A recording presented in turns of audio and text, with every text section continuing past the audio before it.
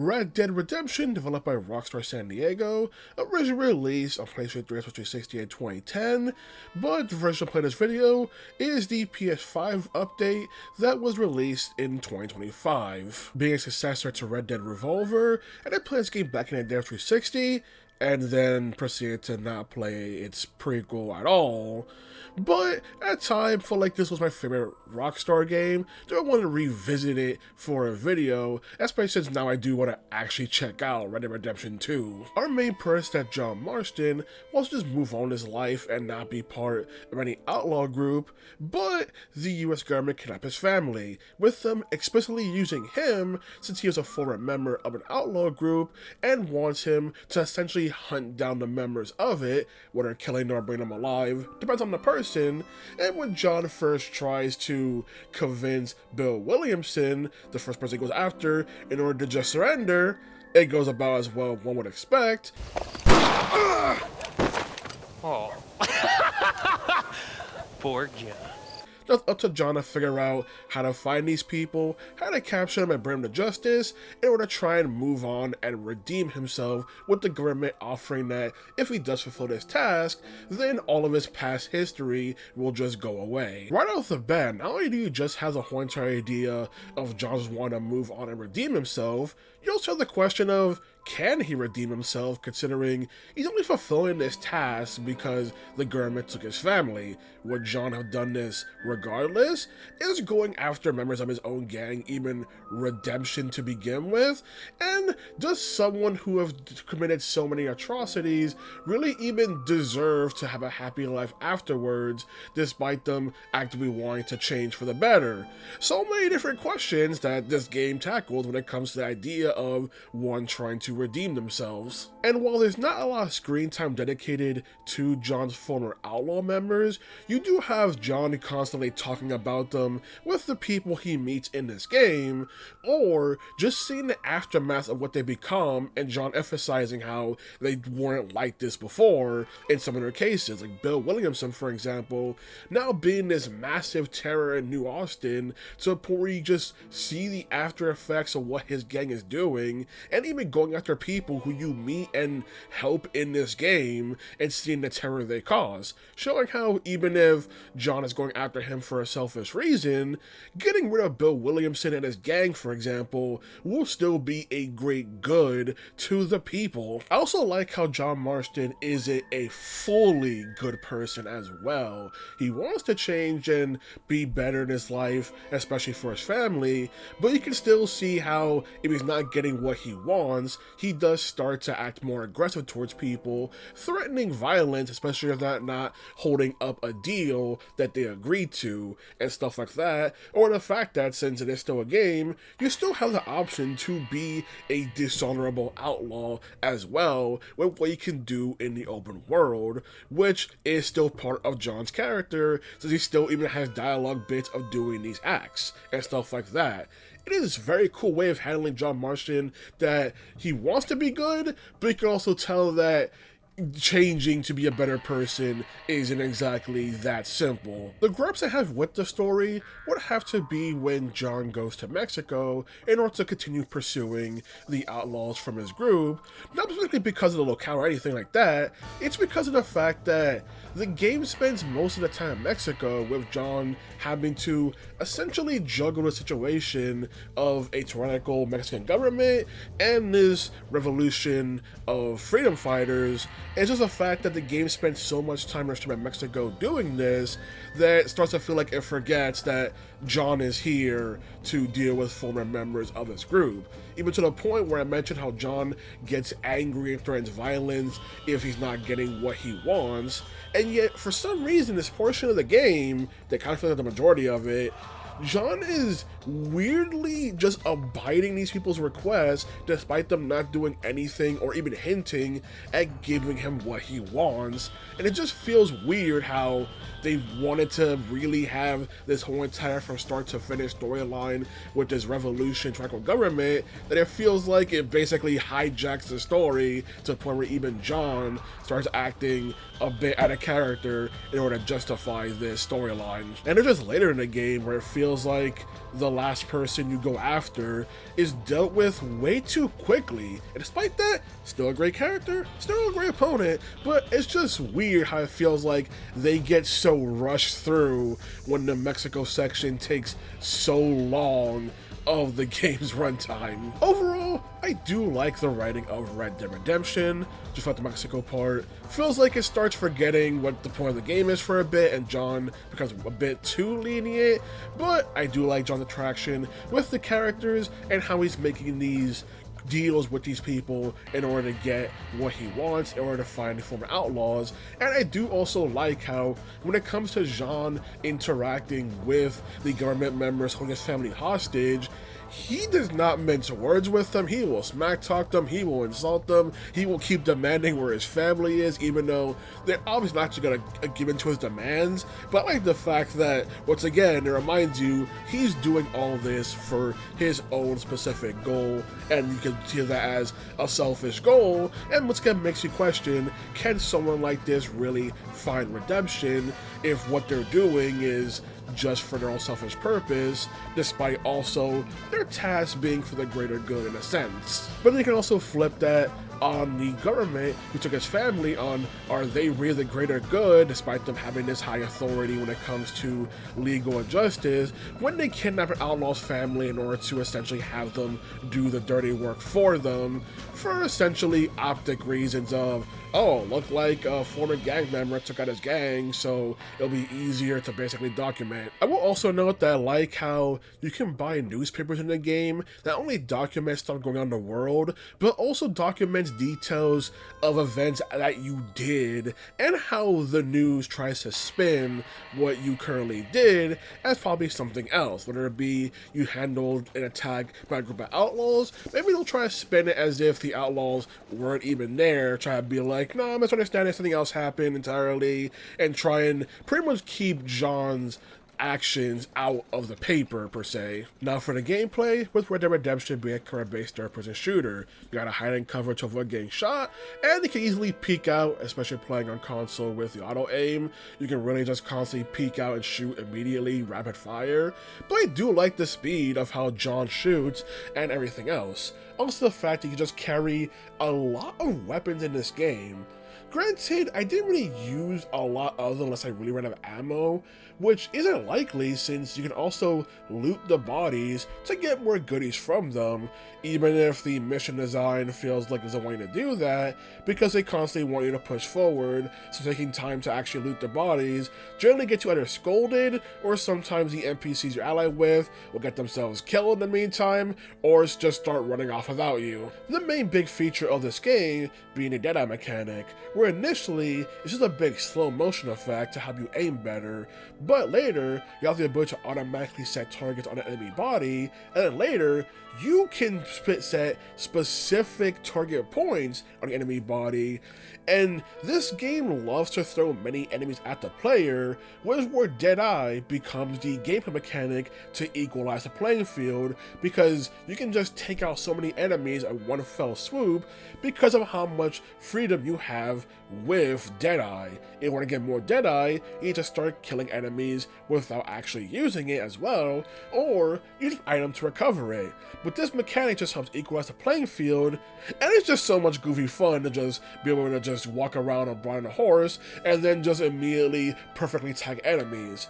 Granted, there are some limitations, such as you can't tag an enemy in front of you and tag an enemy behind you, because John will then only shoot enemies in front of you, because he's not going to suddenly whip his body all around in order to just suddenly spin 360 like that. A big issue I have with gameplay is the fact that John has no health bar. Instead of doing the mechanic that was popular at the time, instead of a health bar, the screen would just dim more and more red to highlight that you're closer to death. The problem is, in this game in particular, it doesn't work out well because the red dimming isn't intense enough to really highlight that you're about to die. So there are points where it feels like I'm not even close to death and I die, or moments where I think I'm about to die, or I find out I still had plenty more hits to go through, and stuff like that. And yeah, you have items to circumvent in order to heal John, but it's just weirdly handled when it comes to the fact that the red dimming isn't intense enough to really highlight that you're about to die. And granted, I'm also just never been a big fan of the whole entire idea of, oh, we're gonna clear the screen with stuff and we're gonna make it hard to see rather than just using a health bar at that point because, what, you don't want the health bar because the UI is on screen? Great. The entire screen now being covered up by red splotches and everything. That's way worse than just using a health bar. Being an open world game, you also have plenty of side activities, where it be you can just pick up some flowers with you, or some people have a request in order to pick up certain flowers, or just sort of flowers in general at stores, being able to hunt down animals and skin them, which once again, for the story doesn't want to do much of, because even though sometimes you gotta shoot down animals, it's like, now I gotta keep going forward. Or just particular main and side activities, whether it be the stranger side quests, who can give you certain stuff, and the fact that they're basically treated on the same level as a main story quest, being fully voiced at everything, and John's journal detailing what exactly he needs for it. So there's some requests, maybe a fetch request, but John will note in the journal where exactly you can find the item in question, making it easier to actually do. Or you can partake in main and mini games, being just little recreational games that people would play, and I like the fact that the game does teach you how to play the game beforehand. You go and play Liar's Dice, it will show you information how to play Liar's Dice so you're not just going in completely blind. You also have Honor and Fame. Fame, you generally just get just for doing side activities and helping people, but honor increases only when you do honorable actions. So you can't just go around, start going to massacre or something like that, or pick a dishonorable action in an encounter in order to increase your honor. You have to be a more honorable person, and there are benefits to both, since some people will like you more if you're high in honor, or some people will only negotiate with you if you are low honor. Or you can also put on a mask and just go on an entire crime spree in towns without raising your bounty. But if you want a high bounty, then you take off the mask and they'll remember how many crimes you committed and everything going on. On top of the fact, you can also pay off your bounty as well if you decide you don't want the cops constantly chasing you at certain locales.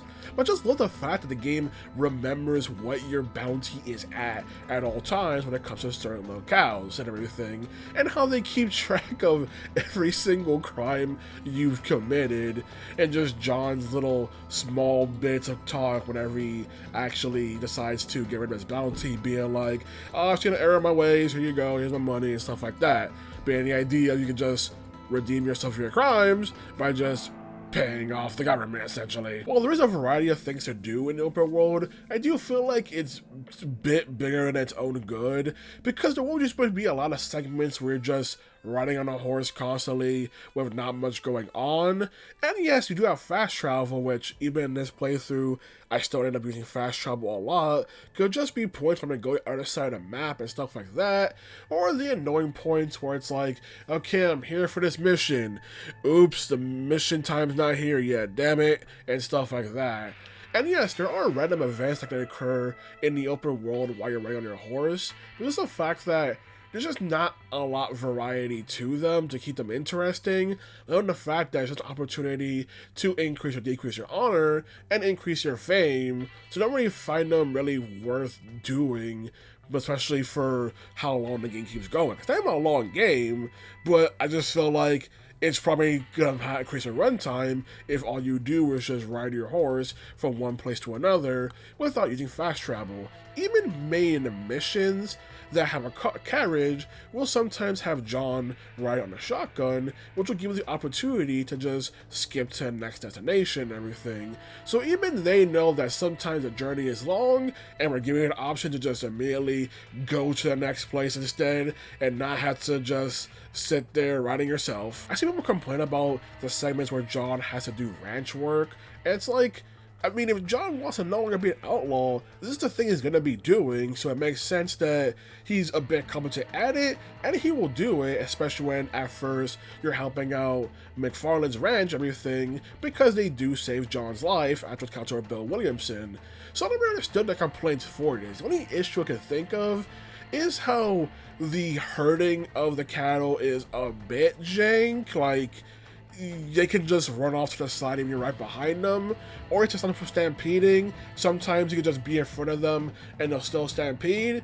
And I had one instance where a cattle just casually walked off the cliff of its own volition. I'm like, how is that my fault? That thing was calm and it still chose the cliff. I'm not sure if it's just because of the PS5 upgrade from the 60 FPS boost for this game, but there were certain instances where things just bug out. One of them I want to specifically think of was a random event where a person said they needed help or for trying to steal my horse, and their character body just completely mangled and morphed out of existence to a point where I was so shocked I ended up shooting and killing my horse in the process.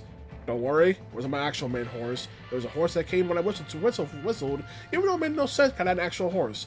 But either way, the horse died because of that. Then proceeded to skin the horse in order to obviously remember the things he did for me. And by that I mean, can I just skin horses and animals because, hey, don't let this go to waste. That's not with the main game, because we also got DLC, which is included with the PS4, PS5 more modern releases of this game, being the big one, Undead Nightmare, an entire zombie-themed storyline that takes place towards the end of Red Dead Redemption, although it is a non-canon story since the stuff in this story contradicts stuff that happens in the main game. The main premise just being that John Marston is trying to figure out what's going on with people just suddenly turning into zombies and trying to figure out how to solve this mess, with him meeting some strangers who essentially have three different theories.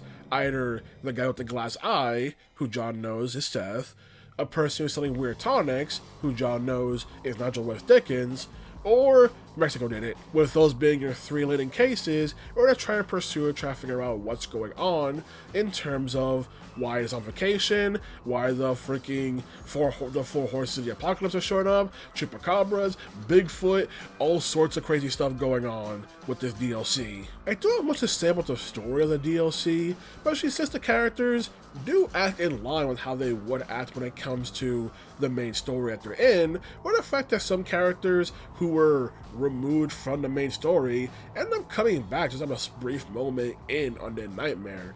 But I do know the fact that characters that died in the main story do end up coming back as zombies, especially when there's some activities that involve you burning graves and stuff like that. So I do love that detail, even if once again there are some characters who are supposed to be alive according to the main story, but aren't here, or vice versa, where they're dead and now a zombie, when before the main story you didn't have to kill them, so they can still be alive. And like I said, this DLC has its own continuity, essentially. With the shit-defying zombies, this means you can do a lot more headshots or to actually put them down, which means your Deadeye meter has been increased significantly in order to help with this task because of how many zombies will rush you at once, and the different kinds of zombies and the specialties they have going on, making it a more difficult task.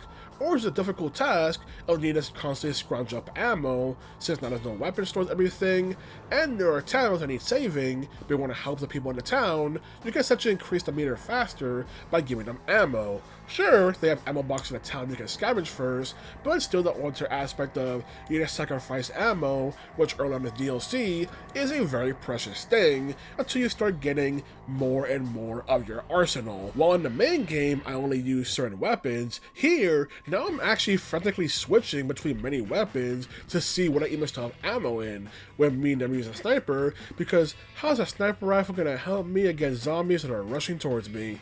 It's quite a hard situation. So now it's way more resource heavy in that aspect, which I found to be a very cool juxtaposition between this story and the main game. While the main game had bounties to pursue, Undead Nightmare instead has missing people to go find in order to try and keep the mechanic alive, but put a different twist on it, with John now trying to save people as opposed to just bringing outlaws for the reward and stuff like that.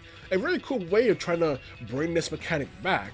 What I do have an issue with is that, yeah, this was like a $10 DLC expansion, and it feels like it because of how repetitive the town saving will get, especially since towns aren't saved permanently. They're only saved temporarily and will become overrun again. Hell, if you leave them alone for too long, they will become so overrun that the entire town can be lost permanently, so the game wants to go back to those towns when they're being infested with the undead again. In the main game, I mentioned how John's journal is very detailed and showing him where to find certain resources he needs to pick up, but in the DLC, however, they just flat out won't tell you where certain things are. There's a point to pick up some more flowers, but they just won't tell you where they are, so instead to scavenge this big open world yourself in order to find it. Some may enjoy that challenge. I consider that padding the game when the main game already gives you basically an idea of where to find to begin with. Also the fact that every single story mission in this DLC is treated as essentially a side quest, being a stranger mission, so it also means the game doesn't really keep track of where it's supposed to go. It's to constantly open a map, make a waypoint to a locale, because technically there is no main mission per se, just John talking to the various people in order to see what they feel is going on with the zombie apocalypse. Also, while playing this DLC, I managed to attain the war horse, War, who was a big flaming horse. And then while I was doing a mission in order to kill a graveyard, War decided he wanted to just stand there, and I accidentally shot it, losing War. That is the second horse in this game I have lost. Why was he just standing there? Now for the game's text, which, okay, I get that they're trying to go with their own font style when it comes to Red Dead Redemption. It's the fact that while the font style is big, the characters themselves are so squished together that it makes the words hard to read when it comes to stuff like subtitles or even like UI information, which like, I just don't like the text of this game. I get it, try to make your own style, make it a distinct Red Dead Redemption font style, but it's just difficult for me to make out what the words are saying a lot of the time because of it. So I feel like if the character had a bit more spaced out, it would make it easier to really understand what they're writing on the screen. I also find it weird how they'll give a background window when it comes to items you pick up, but not for the main subtitles themselves. And this is with the option of the game that allows you to make the subtitles bigger, because there was just a fall in size, which disturbs me considering the size of the text already. So there is that weird aspect of putting a shadow when you get an item, but not for the subtitles themselves being more important. Overall, I thought Red Dead Redemption was great back in the day, and I still think it's great. I just think when it comes to the main game, it's just a bit worse because of how long the game just spends in Mexico dealing with revolution, as opposed to John just shaking people and going, can you just give me the thing I asked you for already? And stuff like that, because he is way more like that, but only when he's in New Austin for some reason. Or the fact of, because Undead Nightmare just feels a bit padded out with the fact of certain requests are like not really told to the player what they need to do because they want to spend longer just going around the open world. And yeah, some people will enjoy just going to the open world and just doing whatever they want. I'm just not that kind of person. Give me a big world. I need a reason for this world to, one, justify its size, and two, justify what I'm doing in it, essentially. I still think the game's writing is great and everything, although I now learned there are people who apparently hate the ending of Red Dead Redemption. They always thought the ending was fantastic, but now there are people who are trying to claim the ending is bad because it doesn't explicitly spell out everything to the player. It's like, oh, you play a rated M game, listen to subtext, oh my god. By the way, still think this game is great. Undead Nightmare, still a good DLC, especially since it was a $10 DLC originally, so can't really have too many complaints. I think it's padded out a bit, because again, for the price tag of it, and the fact that you could have also bought it standalone back in the day, for a PS5 360, I mean, you still get the open world of Red Dead Redemption with an entire zombie skin with new things to do in it based on the setting to take advantage of. So I can't be too upset at it. So I gotta say about Red Dead Redemption, alrighty then, good day.